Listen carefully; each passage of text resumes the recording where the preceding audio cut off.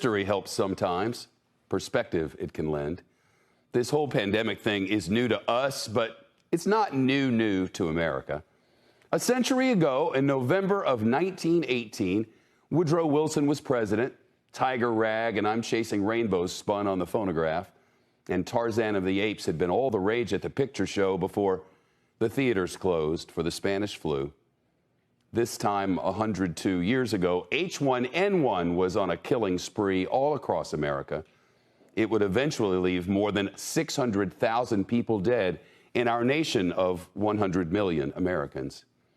Michael Beschloss now, author, wise man, NBC News presidential historian. Michael, here and now, reflecting upon then, what can we learn?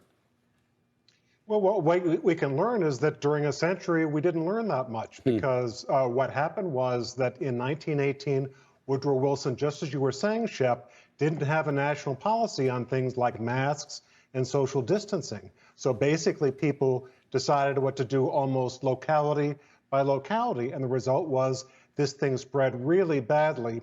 Thanksgiving 1918 was not a happy time. And what were they doing on Thanksgiving in 1918? Were there masks and distancing, or what was it?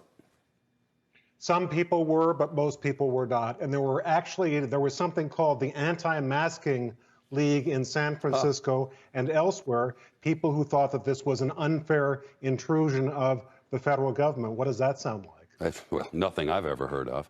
And Right. I wonder what it was like maybe by Christmas after that Thanksgiving of gathering.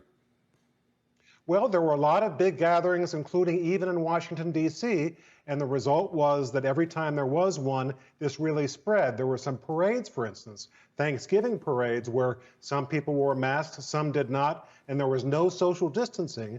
And the result was that this pandemic went on for years. Woodrow Wilson, who nowadays would be talking about it, people would demand that he put the forces of the federal government against this pandemic, never gave a single speech, never told people how to protect themselves.